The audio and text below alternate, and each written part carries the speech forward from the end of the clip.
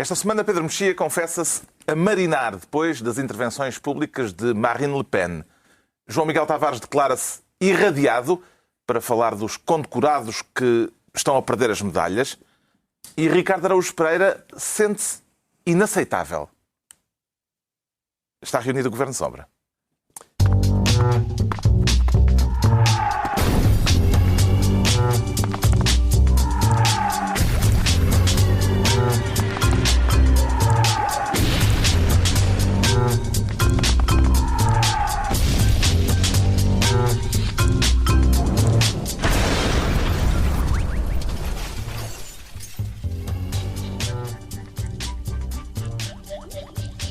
Ora então, viva, sejam bem-vindos no final de uma semana em que a Europa concentrou atenções na Grécia, que vai a votos este fim de semana. Falaremos disso mais adiante, mas antes, a iniciativa histórica do Banco Central Europeu de comprar dívida pública, nomeadamente a Portugal. Que impacto é que esta decisão vai ter do seu ponto de vista, João Miguel Tavares? Em Portugal? Por exemplo. Então... Acho que me vou levantar e ir ali à redação buscar o Vasco Rosendo, um editor de economia. Alguém que perceba deste assunto. Estamos a falar de muito dinheiro. Isso. Uma pipa de massa. E toda a gente está a dizer toda a gente está a dizer que é excelente. Tem um Partido Comunista que torceu um bocadinho no nariz só para não parecer diferente na fotografia. Portanto, vamos lá ver um bocado. O que o BCE está a fazer é aquilo que Portugal já teria feito há muito tempo se tivesse um banco que pudesse imprimir dinheiro. Ou seja, é espetar com uma tempestade, uma borrasca de notas de euro. São mesmo muitas. Mesmo para Portugal. Se nós podemos falar espetar com uma borrasca. Não se vê isto, não é? Digamos da economia. Espetar com uma borrasca de notas de euro e, portanto, Portugal, há um lado que Portugal teve sorte, que há um problema de facto em relação à deflação na Europa e, portanto, é preciso inflacionar, de onde o Banco Central Europeu, depois de muitas resistências, nomeadamente da Alemanha, decidiu pôr-se a imprimir dinheiro e estamos a falar de 60 mil milhões. Dá qualquer coisa por mês. Portanto, acho que Portugal tem direito a 2,5%, o que significa 1.500 milhões por mês. É mesmo muito dinheiro. Embora também já tenha lido que vão descontar aquilo que já nos andaram a comprar e, portanto, a conta pode diminuir imenso.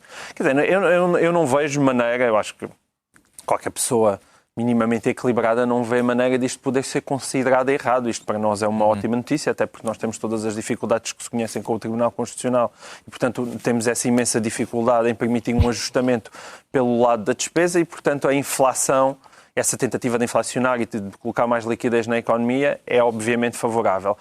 É só bom que as pessoas não se enganem e acharem que com isto precisam de corrigir os problemas estruturais que existem na economia, porque evidentemente que esses problemas vão ter que ser corrigidos e nós estamos a ganhar tempo. Convém só que esse ganhar tempo não se transforme num eterno adiamento, como é habitual em Portugal, dos problemas que têm que ser resolvidos. E a felicidade de António Costa mas isso é preocupa-me um bocadinho. A felicidade de António Costa é toda para ti. Hoje é para o Pedro. Mário Draghi está a fazer uma coisa que não é bem inédita, mas que não é muito... que é um dirigente europeu que quer fazer a diferença nos problemas que lhe cabe tutelar, o que é uma coisa muito pouco usual na União Europeia. E concorda com António Costa quando ele diz que isto é uma derrota do governo português? Não foi a primeira coisa, evidentemente, que me surgiu, porque é uma boa notícia genericamente para a Europa e para Portugal também. O governo já disse o contrário disso, e o António Costa citou, aliás, não faltam casos no tempo do ministro Vítor Gaspar, houve várias decisões, inclusive benéficas para nós, que foram tomadas a nível europeu e que o próprio ministro não queria. Portanto, não faltam contradições entre políticas europeias e as declarações de intenção portuguesas. Mas, francamente, pareceu um bocadinho mesquinho. Faz parte da líder da oposição, faz parte, mas não parece... Não, mas é sobretudo dar aquela ideia de que eu acho que é isso que António Costa passa. Que é, vocês não queriam fazer isto. Tivessem vocês apostado nisto desde o início do mandato, E este investimento já teria acontecido há muito tempo. Isso é ridículo, Portugal não conta para nada. Isto simplesmente está a ser feito agora porque a economia europeia parou. Quer dizer, parou. O que é que acha que deve fazer à parte dos cobertos dos 60 mil milhões por mês? Estes 60 mil milhões, isto fazendo a conta, dá para 4 boas PPPs. Atenção, eu investiria nisso. Porquê? Porque estou radicalmente em desacordo com António Costa. Esta é a prova que o procedimento do Governo é o correto, porque o Banco Central Europeu quer comprar dívida, finalmente está interessados num produto que nós temos muita facilidade em produzir e que o Governo conseguiu produzir muita. E estes agora querem comprar. Realmente a estrangeirada apela-se por Portugal. É impressionante. Bom, vamos ver o que isto dá. Vamos ter, evidentemente, desenvolvimentos nas próximas semanas. Agora a distribuição de pastas e o João Miguel Tavares quer criar a pasta de Ministro dos Atentados ao Estado de Direito, para os reprimir, para os favorecer. Para os mostrar apenas. É um projeto um bocadinho mais modesto. Um exibicionista dos atentados? Sou um exibicionista dos atentados porque às vezes sentem... És um flasher? É porque faltam poucos. Porque o atentado é grande, mas os flashers são... Está a pensar? Estou a pensar neste novo atentado ao Estado de Direito. Vais abrir a gabardina e vê-se que é tentar. Não, o problema não é esse. O problema é que eu acho que a gabardina já foi tão aberta e os portugueses passavam pela rua e não viam nada. Ou então, não estou a ver nada. E isso parece-me que continua a acontecer agora com este novo caso que foi revelado pelo Correio da Manhã, que tecnicamente não é um atentado ao Estado de Direito porque envolve novamente José Sócrates, mas numa altura em que ele já não era Primeiro-Ministro e, portanto, isso faz com que calhe fora do atentado ao Estado de Direito, que é que obriga-nos a olhar para a questão da face oculta e da tentativa de comprar a TVI por parte da PT com, evidentemente, uns outros olhos, torna-se essa história muito mais plausível. Aquilo que o Correio da Manhã revelou é que José Sócrates pode ter tido algum papel a desempenhar também na compra da Control Invest.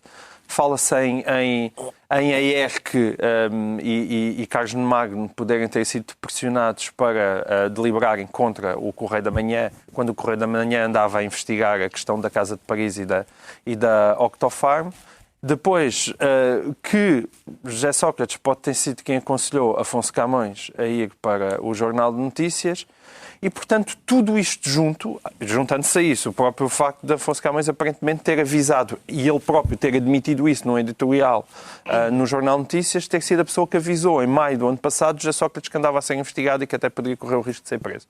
Ora, juntar isto tudo é, de facto, um bocadinho assustador e é, a meu ver, duplamente preocupante. Duplamente preocupante, por um lado, porque a gravidade daquilo que está aqui em causa é mesmo muito grande e, como eu disse, Afonso Camões, num editorial, acabou por admitir parte destes factos.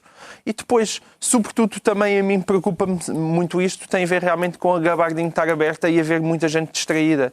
E a maneira muito lenta e um bocadinho distraída como a comunicação social fecha os olhos a factos desta gravidade, preocupa-me porque parece que nós continuamos sem aprender aquilo que devíamos ter aprendido desde 2009 até aqui. E, portanto, há uma espécie de apatia da sociedade portuguesa que me incomoda. Acho que andamos distraídos e não discutimos coisas que são absolutamente essenciais, que têm de ser discutidas na nossa democracia. O facto de ter sido o Correio da Manhã publicar estas notícias e revelar, isto vem de escutas judiciais, o facto de ter sido o Correio da Manhã publicá-las acrescenta-lhes... ou retira-lhes alguma coisa, Ricardo Araújo Pereira? Não, mas quer dizer, só se fossem falsas, sim. Agora o Mensageiro, só porque há uma certa contiguidade no jornal Correio da Manhã entre estas notícias e notícias sobre a vida amorosa de Cristiano Ronaldo, isso não retira nada a estas notícias. Até porque, e diga-se isso, é bom do Correio da Manhã, realmente há muitas notícias sobre a Irina. Mas foram eles que, em exclusivo mundial, anunciaram que a Irina e Cristiano já não... E, portanto, é um exclusivo mundial, não é?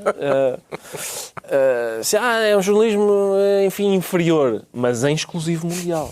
E as pessoas têm tendência a esquecer isso. E, portanto, o que me parece é, vamos lá ver, que o facto de ser o Correio da Manhã a dar as notícias sendo verdadeiras não tem problema nenhum. Afonso Camões, no editorial no Jornal de Notícias, nem sequer diz não refere sequer o Correio da Manhã, diz a coisa. A coisa, sim. Mas a coisa deu uma notícia. que é para isso que a coisa serve ou não. E agora, há coisas que servem para outras coisas. Eu nesta matéria de escutas que vêm a público, eu também, quer dizer, não é uma coisa que eu aprecie que seja feito. Agora, tenho nesta matéria um pensamento coerente, que é, a partir do momento em que as escutas vêm a público e nós tomamos conhecimento delas, não há como escapar ao seu conteúdo. Há outras pessoas que têm um pensamento não tão coerente, que dizem... Não te vais levantar e botar o programa agora. Não, que dizem, para determinadas coisas vamos dar atenção às escutas, para outras não devemos. É a rubrica. É a minha rubrica. Portanto, vou permanecer no programa e não o abandonarei. Mas quero também dar aqui uma palavra sobre a amizade. Isto está muito elítico. A maior parte das pessoas... Então, os nossos ouvintes e espectadores sejam ouvintes e espectadores habituais e já sabem que se está a falar de Miguel Sousa Tavares e Rui Moreira. Do edil da segunda cidade do país. Mas, vamos lá ver, eu queria dar também aqui uma palavra sobre a amizade, que faz tanta falta nos nossos tempos. Certo. Ainda há pouco tempo tivemos um parecer jurídico sobre o facto de um conselho custar 14 milhões de euros ser uma coisa que se deve encorajar, assim, porque não tem problema nenhum. Não tem problema, porque lá está, reforça todos os lados de solidariedade, os laços entre as pessoas. E agora aqui eu fui injusto porque... Uma casa do CSM. Exato, mas eu lá está, é aí que eu quero chegar, porque eu fui injusto e disse, amigos estes também eu quero, amigos só dão, toma lá, toma uma casa no CSM, não sei o quê. Este amigo recebe, aparentemente, uma direção de jornal, portanto, Sócrates também é um bom amigo. Não é só um amigo que recebe, é também um amigo que dá. Leu o editorial do diretor do Jornal de Notícias, Pedro Mexia? Leu o editorial, achei interessante que toda a gente valorizou este caso. O caso tem várias perspectivas, mas houve muitas pessoas que conseguiram apenas escolher uma e ignorar as outras. Uns diziam, o que é este caso? Este caso é José Sócrates indicou o diretor do Jornal de Notícias. Outras pessoas disseram, não. Este caso é Afonso Camões avisou José Sócrates que ia ser preso. E outras pessoas disseram, não. Este caso é o juiz divulgou as escutas à comunicação social. E, portanto, cada pessoa... Foi muito engraçado que as várias pessoas que comentaram isto, nomeadamente nas televisões ao longo da semana, agarraram-se a cada uma destas questões como se as outras duas não fossem relevantes. Mas, Pedro, esse é o problema quando se aprecia um poliedro de bandalheira. É que há realmente vários aspectos a ter em conta. O poliedro de bandalheira é bom. Mas está bem, mas é preciso sempre agarrá-lo para um lado. Tu não, agarras logo o poliedro. Com as tuas 3 mãos, agarras por todo lado. Porque o poeta vê de várias maneiras. Tipo Picasso. Ser poeta é ser mais alto. É ser melhor do que os homens.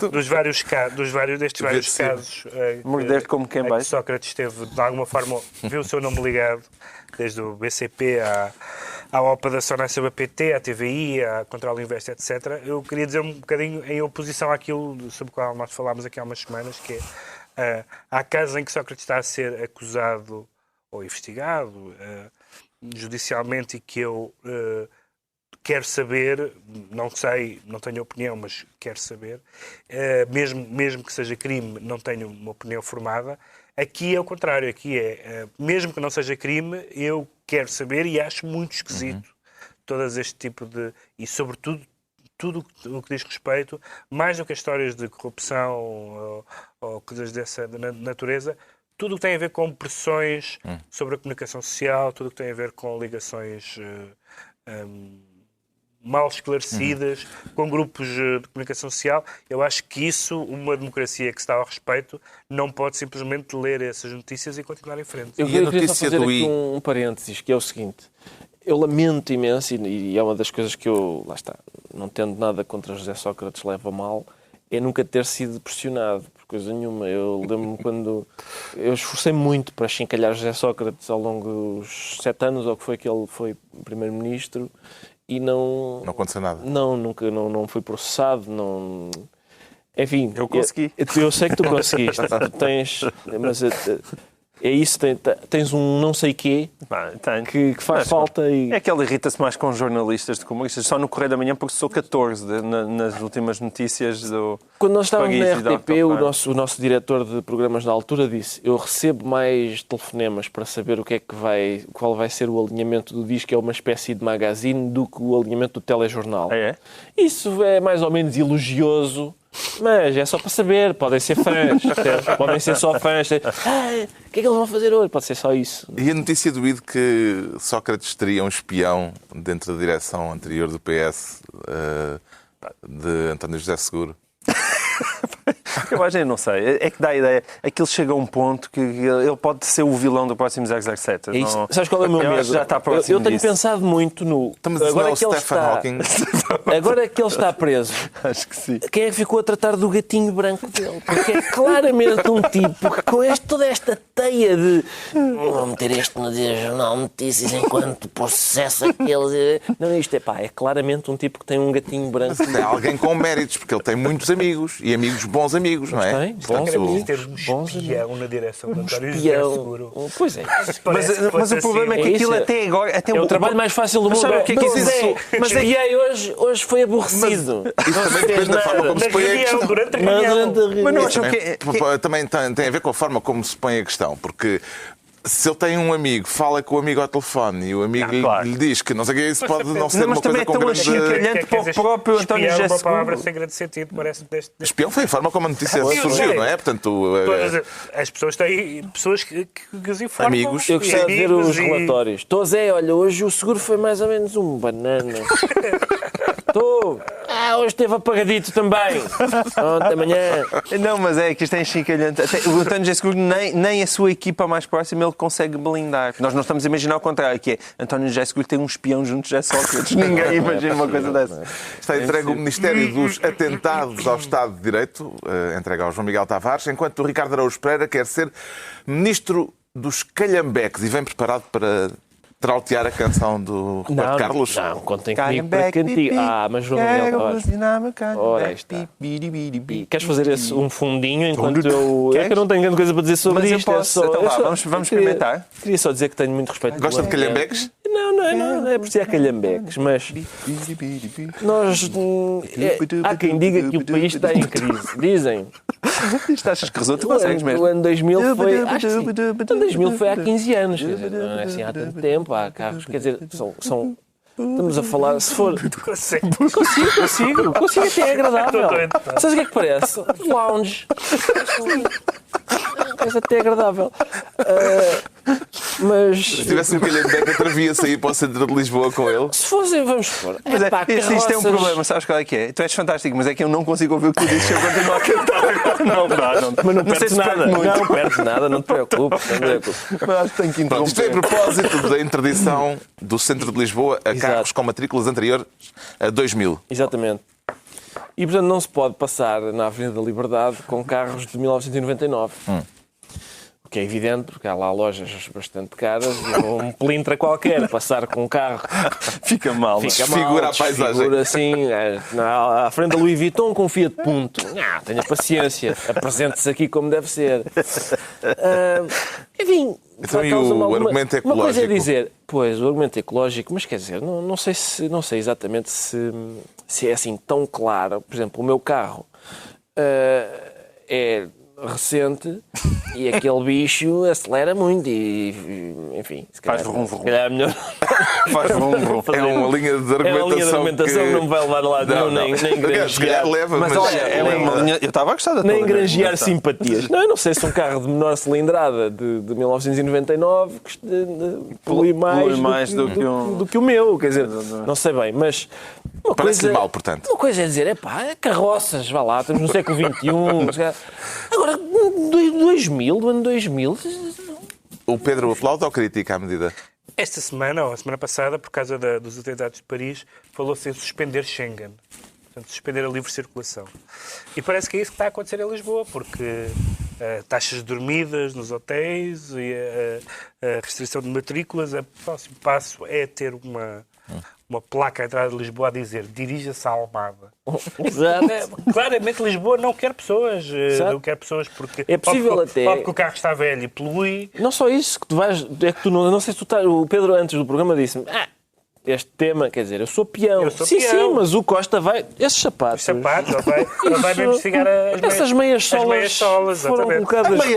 A meia branca pode vir a ser proibida na Avenida da Liberdade. Se vai entrar na Prada com sapatos de 2001, põe-te a pau. O João Miguel Tavares é sensível ao argumento da injustiça social invocada, nomeadamente pelo Partido Comunista, invocado o argumento. Sou.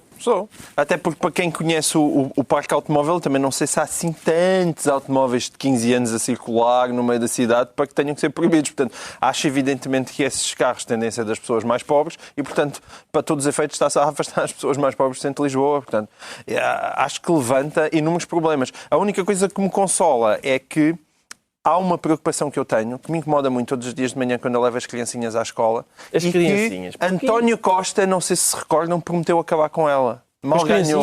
Não. Que as criancinhas não, às vezes dávamos jeito. Mas daí votavas nela. Aí votava nela. Para calar as criancinhas, votava nela. Mas ele prometeu acabar com as segundas filas, não sei se bem se recordam. Pela cidade toda. Foi uma das grandes bandeiras. Portanto, se ele tiver o mesmo zelo a acabar com os carros de antes de 2000 que teve a acabar com as segundas filas, também podemos estar descansados. Todos os chassos podem continuar a circular livremente pela cidade. Mas agora temos que ser justos. Repara numa coisa. Nunca mais vais ver segundas filas formadas por carros de antes de 2000. A partir do momento em que ele proíbe carros de 2000, percebes? Aí está um primeiro passo. O Ricardo Araújo Pereira fica então ministro dos calhambeques e o Pedro Mexia é desta vez ministro do pagode. Para gozar com o pagode, Pedro Mexia? Para gozar com o pagode. Aposto que é. Este menino está sempre pronto. Justamente. Outro dia... Como é que o pagode entra aqui em cena? Eu percebi-me desta notícia. Estava num café perto do Parque Eduardo VII, onde, como sabem, há aquela bandeira gigantesca.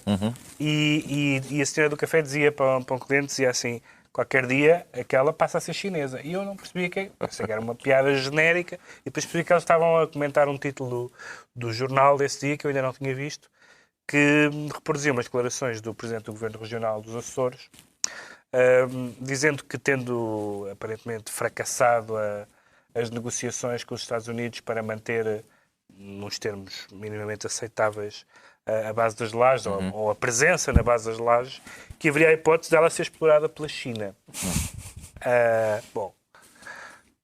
Nosso aliado antigo. Exatamente. A rede de energia já ser entregue a um Estado estrangeiro é estranho. Um Estado estrangeiro não é um Estado propriamente, digamos, estimado pela Amnistia Internacional e pela Human Rights Watch. Esse seria... Agora, estamos a falar a sério quando falamos em instalações militares exploradas pelos Estados chineses. Havia aquela coisa havia aquele sketch do Diácono de Remédios, do Herman, que dizia qualquer dia, e depois dizia uma coisa absolutamente escabrosa, qualquer dia cedemos instalações militares a um Estado ditatorial estrangeiro. Já não é possível. Não, é possível, pelos vistos é possível. E de facto, eu lembrei-me do pagode porque houve aquela história das bandeiras portuguesas, das lojas dos 300, que em vez de castelos tinham pagodes. E de facto já esteve mais longe essa perspectiva e há de facto uma falta de pudor total na maneira como o Estado português se comporta nestas questões. Quem é que gostaria que tomasse conta das lajes, Ricardo Araújo Pereira? Bom, se o Imperador Ming não está interessado, eu acho que realmente a China pode vir. Eu gostava de ver uma tabuleta que dissesse procura-se grande potência mundial ditatorial para tomar conta de um quintal que a gente aqui tem em termos militar-bélicos. E eu acho, a questão é esta, eu acho que faz tudo parte de um plano de perda de soberania por etapas. Primeiro a energia, depois o exército. O que é que segue? Cunhar moeda. É esse o nosso plano, é os chineses virem para cá, começar a cunhar moeda. E aí sim a gente... Não há um tracinho de xenofobia, não? Estamos um chinês a cunhar moeda é racismo. A imagem de um chinês a cunhar moeda. Não, em toda se eu dissesse, eles a cunhar moeda é com aquelas bugigangas que custam €1,50, não conseguem cunhar moeda nenhuma, isso seria racismo. Vasco Cordeiro, o presidente do Governo Regional dos Açores, ficou ofendido com a forma como os americanos anunciaram que vão reduzir ainda mais, de uma forma drástica, o contingente militar norte-americano nas Lajes. Tem razões para a desilusão que manifestou? Eu não quis acreditar. Eu não sei. Não, independentemente da questão da China. A forma como... Não, mas a forma logo. Esse é o primeiro ponto também era a forma. Porque parecia um senhorio que veio arredentar-se embora e perde a cabeça a dizer: se você sair da minha casa, eu dou cabo de si, ou o mundo acaba, ou vou persegui-lo com uma caçadeira porque você está-se a querer ir embora. Aquilo já eu ouvi, mas eles querem ir embora, vão-se embora. Mas é grave para os Açores. É grave para os Açores, é chato, é aborrecido, mas... É mais do que chato. E também a dependência em até termos ofensivo. de postos de trabalho, etc. A sério, é ofensivo mas porque os Estados Unidos saem primeiro das lajes do que de Guantánamo. O que é que se passa nas lajes? Eles dizem, aqui não queremos estar. Mas o tom é absurdo. Ele estava a ameaçar alguém que estava só a querer ir embora da casa dele. É uma coisa que não tem pés nem cabeça. Não bate certo. E depois, deixa-me só comentar a questão chinesa, porque aquilo, de facto, coloca os princípios, não é? Coloca os princípios de uma pessoa que é líder do arquipélago dos Açores ao nível das traseiras do técnico nas noites de verão, que é, desde que me paguem, eu vou com qualquer um. Que dá a ideia de saber de experiência feito. Eu morei na zona. E frequentava muito os arredores quando andei no técnico. Mas é incrível. Esta ideia, de facto, é o sentido de Estado. Esta ideia de paguem, façam o que quiserem. Porque não, também a Coreia do Norte, já agora, se calhar tem interesse. Isso é que era. Não era? A Coreia do Norte. Punham lá uns mísseis, podiam ameaçar os Estados Unidos, provavelmente, não sei. É inacreditável. Eu percebo, é que mais uma vez eu percebo todos os problemas económicos que aquilo causa, como é evidente. Mas quer dizer, convém haver um mínimo de dignidade. Temos esta semana o Pedro Mexia como Ministro do Pagode. Daqui a pouco as eleições gregas. Antes, o Ricardo Araújo Pereira vai explicar-nos porque é que se sente inaceitável. Fez alguma coisa de que se arrependa, Ricardo? Não, é só uma subtil referência a declarações de... Não é nada de inaceitável em si próprio? Em mim, não. É quase tudo aceitável. Está em bom estado. A tua autoestima no sentido em que está em bom estado ainda. Tu estás em bom estado? Sim, é quase tudo aceitável ainda. Não está muito bem conservado, mas está aceitável. Está aceitável. Tanto quanto percebi, isso tem a ver com declarações do pretendente ao trono que não há. Exatamente, de um trono que não existe. Portanto, o pretendente a um trono imaginário disse esta semana... e isso causou-me alguma... olha, tive outra vez o arrepio que é a gente pensa, sim senhor, o Cavaco, isto é muito aborrecido, mas são 2 mandatos de 5 anos. Agora, na monarquia, os mandatos tendem muitas vezes podem ser bem maiores do que este. Duarte, Pio, João, Miguel, Gabriel, Rafael, considerou? Toda essa gente disse, sim. Considerou numa entrevista à Jornal I, o Charlie Hebdo... Foi falar com os bombeiros, não sei... Um pasquinho nojento. Exato, ele foi visitar os bombeiros voluntários de Braga, não sei o que é que eles terão feito.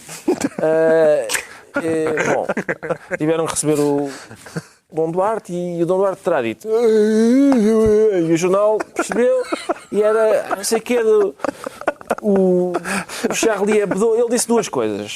E é este o meu ponto. As 2 coisas são: é inaceitável insultar, e a segunda é: vocês são nojentos. Ele conjugou estes 2 raciocínios. Insultar é inaceitável. Você é nojento. E o jornalista? Fez um texto com aquilo. Eu não sei se... Porque não queres acreditar que ele tenha dito para Não, disse, claro que disse, mas o Pedro diz-me que as nossas posições aqui sobre a liberdade de expressão, que são, só para resumir, difamar não é possível, incitar à violência não é possível, o resto é possível. Não se pode limitar com base, por exemplo, num conceito de insulto, porque as pessoas vão achar insultuoso. Há pessoas para quem uma coisa normalíssima é insultuosa. As pessoas ofendem-se, é muito... As pessoas são suscetíveis? São muito suscetíveis, sim. Bom, E, portanto, eu acho que Dom Duarte tem todo o direito em achar o que acha e nós temos todo o direito em achar coisas sobre ele. Está esclarecido. Está bem. Como é que lhe parece que tem evoluído o debate público sobre estas questões depois do atentado, João Miguel Tavares? Eu acho que com o decorrer dos dias o número de Charlies caiu mais a pique. Só mais uma questão, desculpa, João Miguel, é que o João Duarte ainda acrescentou. Se eu for para a rua com... Desculpa, eu não consigo fazer tudo. Não, vou para a rua com um megafone. Não consigo bem. Mas insultar... Não, mas estava a gostar. Vou para a rua com o megafone, insultar o seu pai, a sua mãe, o seu avô, isso não é aceitável. No caso do Dom Duarte, em que essas três pessoas às vezes são a mesma, porque eles casam todos um com o outro, é mais fácil até insultar toda a gente. O teu tio e o teu pai são uns palermas. Ei, é a mesma pessoa. Cuidado com o que estás a dizer. Então, eu estava a dizer que com o passar do tempo, de facto, o número de Charlies em Portugal caiu mais a pique. O Afonso Costa agora parece dia 13. Mas estava a dizer, o número de Charlies caiu mais a pique que as ações do BES na Bolsa, depois de saber que aquilo ia ao fundo. Eu fico muito triste, de facto. Fico muito triste que a nossa posição aqui consensual seja, de facto, minoritária. Bate certo com o país do respeitinho e onde não existe uma cultura de liberdade de expressão. Quer dizer que este programa está totalmente ao lado... Não, quer dizer que este programa, de facto, é aquilo que interessa às pessoas verem. Isto tem que ser tem que passar a ser transmitido nas escolas. É isto que nós temos que ensinar. Com o país real. Eu devo dizer que recebi um feedback, aliás, civilizado, mas unanimemente em desacordo. Todas as pessoas que falaram comigo durante a última semana sobre o último programa discordaram da posição que nós aqui tivemos, porque geralmente isto é um assunto que une pessoas tão diferentes como o Boaventura Sousa Santos e o Dom Duarte, que são quer as pessoas religiosas, quer as pessoas politicamente corretas, quer a esquerda académica, quer os reacionários de direita. Há uma mistura de todas as pessoas que acham que ou não se pode dizer mal certos grupos porque são nossos, ou pode-se dizer mal, mas não se pode dizer mal dos outros, porque isso é xenofobia, não sei o que mais. E, portanto, há uma muito pouco santa aliança na alguma opinião portuguesa e também no sentimento das pessoas na rua. O argumento da mãe, que é o argumento do Papa, não é? Do Papa e de Marco Borges. Sim, também. Sim, sei. Como é que chama aquilo? Do Big Brother. Sim. É um ponto em que a ideologia de ambos... Atenção, eu não conheço o Papa, mas Marco Borges é um tipo bem simpático. Muito simpático, devo dizer. Sendo que o Papa não batia em ninguém. Não sei, ele foi porteiro de discoteca na Argentina. Duvido que nunca tenha dado uma lambada.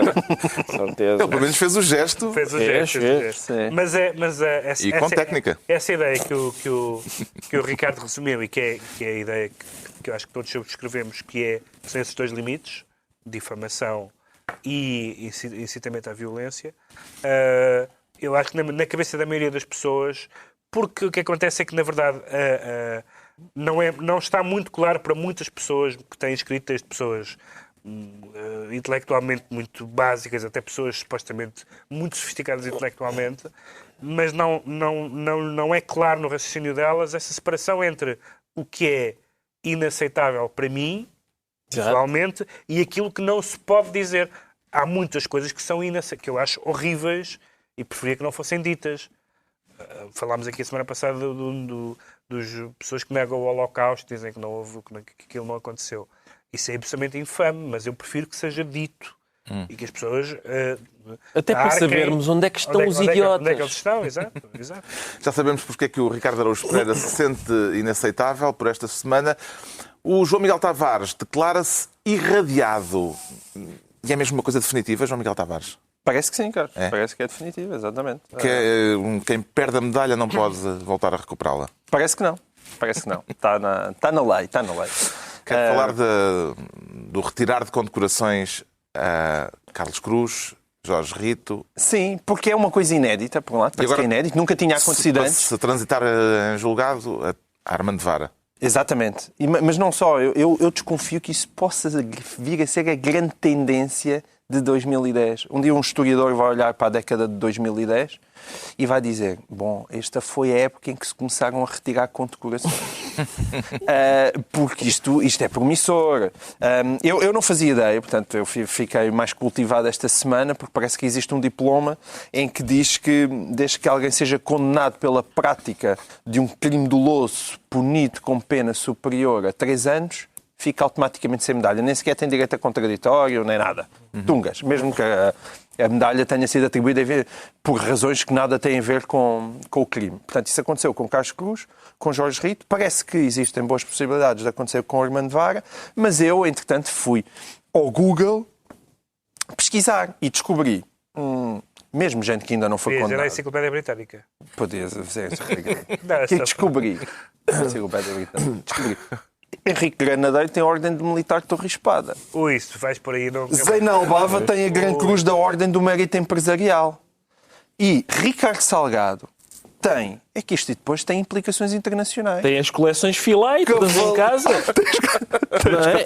Quantas medalhas é que tem esse menino? Não, mas por acaso sabes que não encontrei nenhuma portuguesa, mas tem, em compensação, Cavaleiro da Ordem Nacional do Mérito, em França, Grande Oficial da Ordem Nacional do Cruzeiro do Sul, no Brasil, Chevalier da Légion d'Honneur, também francesa, Grande Cruz da Ordem do Mérito, na Hungria. Retiraram as condecorações... Duarte Lima. As condecorações dadas pelo Estado Novo, por exemplo, sei lá, Franco ou coisa do género, foram retiradas? Não faço ideia. Não sei, mas é um bom tema. Não tenho notícia disso. Eu devo dizer que... Duarte Lima é comendador da Ordem do Mérito em Itália. Agora começa-se a retirar as medalhas. Talvez não haja antecedente nas ordens do Estado português, mas há um antecedente aqui importante, que é o Sport Lisboa-Benfica, que expulsou Vale Azevedo. Exatamente, mas é uma medida muito excepcional, não é? Uma medida muito excepcional. Atenção, isto é sou a favor destas limpezas. E então os doutoramentos honoris causa? Os doutoramentos honoris também limpem isso tudo. Uma pessoa que se venha a descobrir que é burra. Exato. Olha o pessoal todo da PT. Este pessoal todo da PT que ele disse é tudo natural este mecanismo ou é uma forma de reescrever o passado? PCP... Reescrever o passado, não. Eu acho é que quando é uma coisa... como se diz em linguagem jurídica, superveniente, isto é, quando aconteceu depois dos factos, podia ser, enfim, a pedofilia, apesar de tudo, tem uma gravidade, até do ponto de vista da... Por exemplo, em dedicatórias de livros, Jesus, quando o autor... Não, isso não acabava. Isso não acabava. Eu tenho dedicatórias de pessoas que já disseram em público que não me conhecem. E disseram, meu querido amigo. Portanto, isso não, mas eu digo dedicatórias impressas. Bom, isso é o que... Isso, então não me puxes pela língua. Dedicatórias impressas. Não me puxes pela língua. Que de repente são apagadas. Essas tu te não me puxes pela língua. Mas, se é o que a lei prevê, se o próprio regulamento prevê que acho, é automático, mas acho que, tirando casos de facto muito graves, daqueles que mancham a imagem de uma pessoa de uma forma irremediável, não me parece que acho que a pedofilia é um caso muito diferente dos outros, porque de facto nós pensamos que muitas das pessoas... Não põe ao mesmo nível dos robalos? Não, eu acho que muitas das pessoas que foram homenageadas com este tipo de medalhas também são pessoas que estiveram na vida pública, são pessoas que muitas vezes estão ligadas ou podem vir a estar ligadas a casos destes e claro que o critério de ter sido condenado em tribunal é um critério fiável, portanto não é só um disco que disse, mas acho que... Sim, mas, por exemplo, mas uma medalha de mérito empresarial para pessoas da PT, por exemplo, tem graça hoje em dia. Mal comparada com as pessoas que querem tirar o prémio Nobel ao Egas Muniz. Porque, entretanto, afinal não é grande ideia os eletrochoques... talhar metade do céu. E o que diz o Comitê Nobel é que não existe essa figura. Independentemente do que tenha acontecido...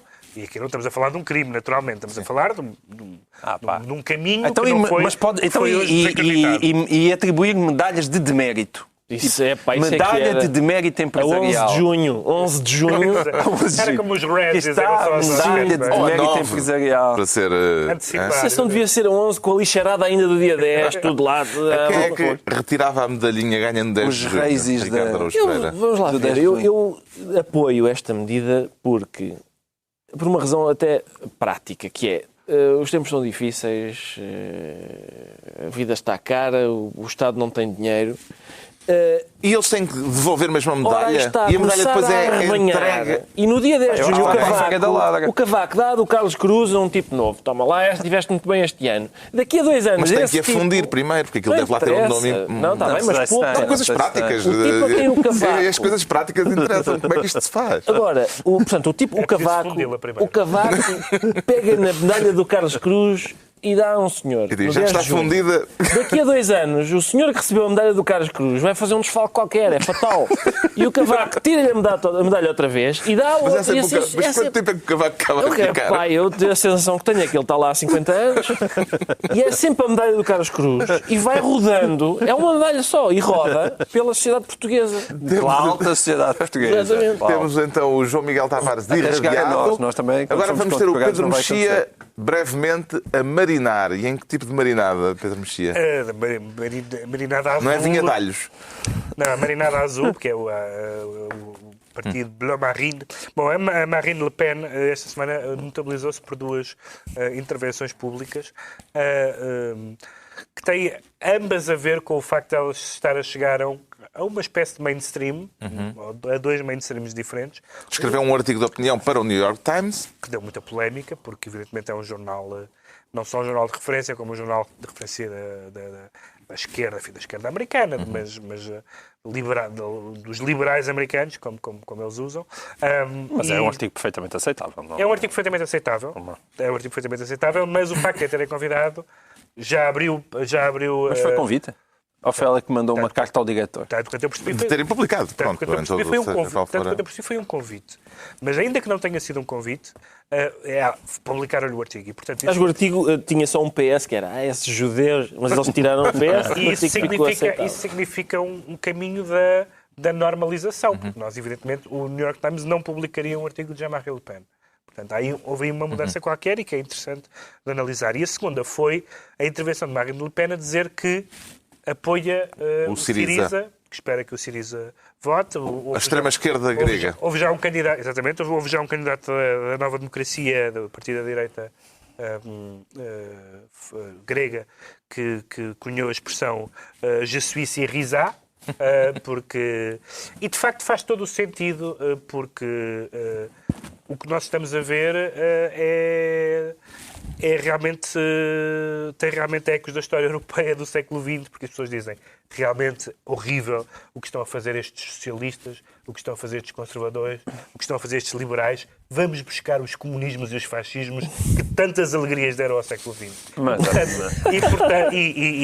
Tu tens razão, mas há uma deslocação em direção ao centro, apesar dos extremos. Os extremos que estão a querer chegar ao poder estão a ir na direção do centro, apesar de tudo. Também já vamos falar disso. Isso é verdade, isso também é verdade.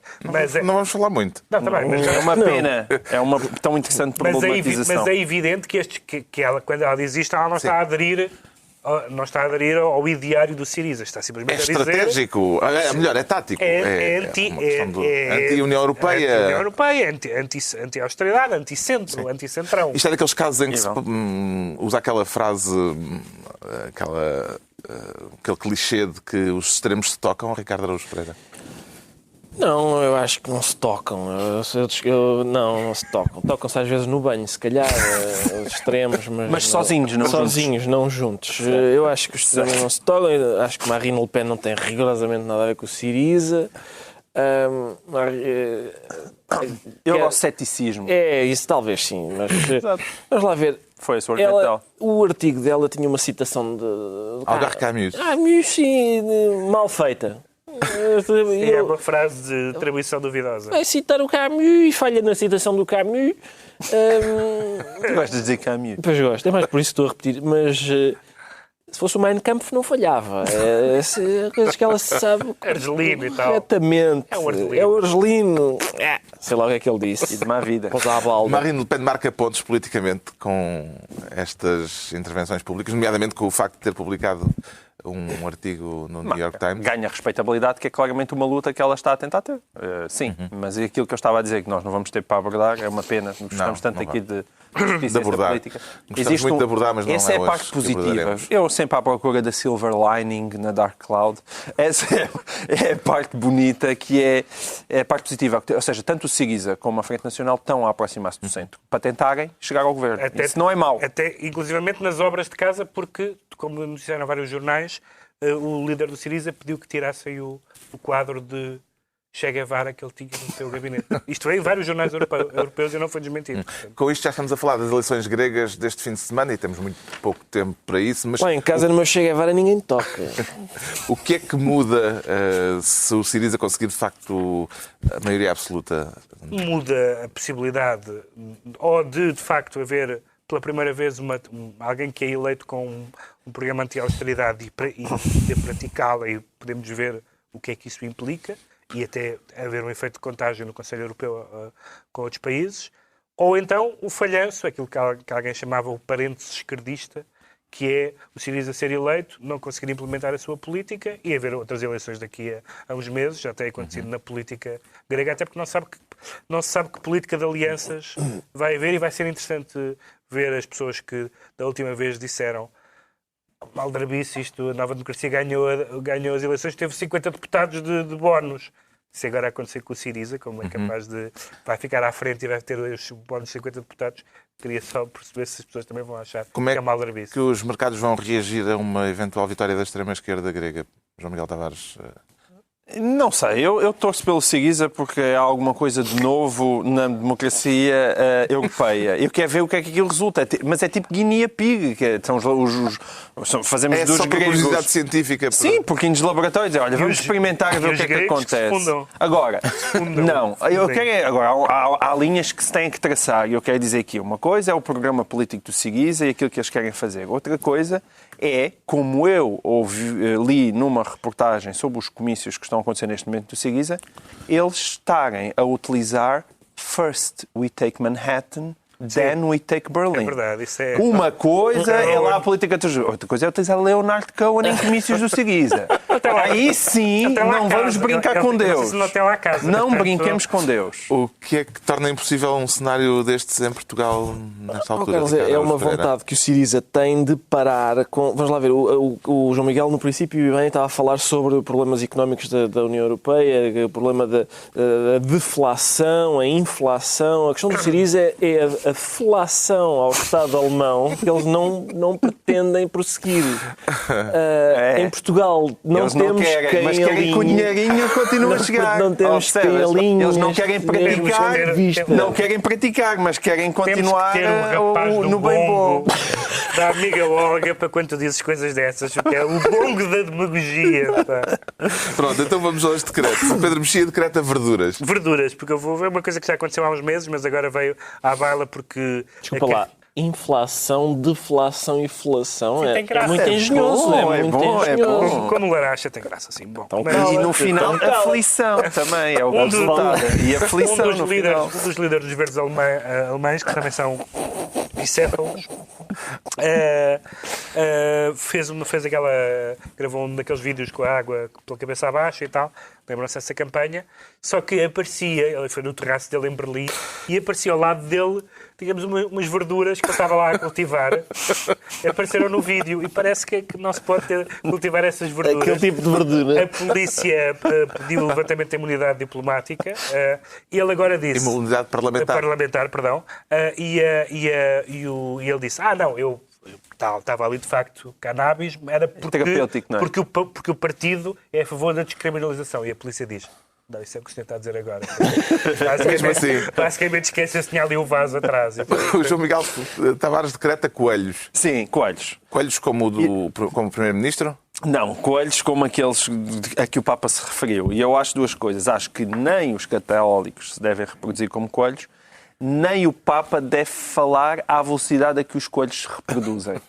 Acho que as duas coisas devem estar juntas. Portanto, e eu sou um grande admirador do Papa. Chegamos ao momento em que João Miguel acha o Papa demasiado informal. Não, até eu. Quando chegou ao nível da coelheira, até eu achei...